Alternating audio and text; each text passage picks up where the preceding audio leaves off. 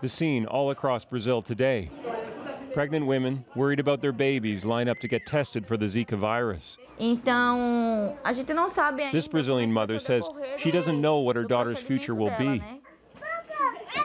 In Brazil, more than 4,000 babies have been born with abnormally small heads, and at least 51 have died. Zika is a concern because it's newly introduced, and when a virus is newly introduced into a population, its behavior is slightly less predictable. It tends to spread incredibly rapidly. If you aren't pregnant, the symptoms of the virus aren't much. Fever, headache, a rash. In fact, 80% of those infected never know they have it, which makes it harder to control. The virus is spread by 2 species of mosquito. The map shows their range, and so potentially where they could take the virus. Zika has already been detected in 24 countries in South and Central America. If you're pregnant and were planning on traveling to any of those destinations, the Canadian government advises you not to. Meanwhile, on the ground, across South and Central America, the fight to stop the virus has started in earnest. Officials have been spraying insecticides, draining standing water where mosquitoes breed.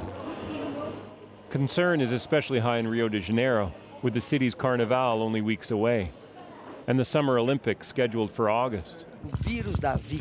At a summit in Ecuador, Brazil's president said today that to contain the virus requires effort by all Brazilians, and that the military will fight it door to door.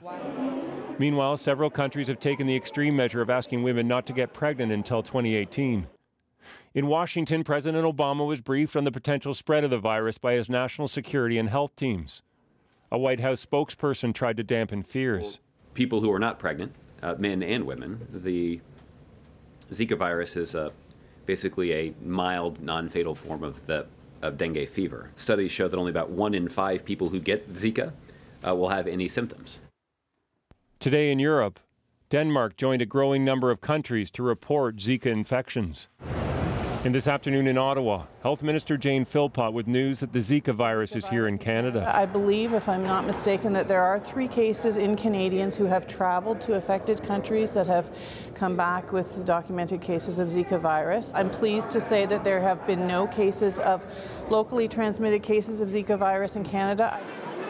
Canadian officials stress there is little risk of Zika spreading here. Mick Purdon, CBC News, Toronto.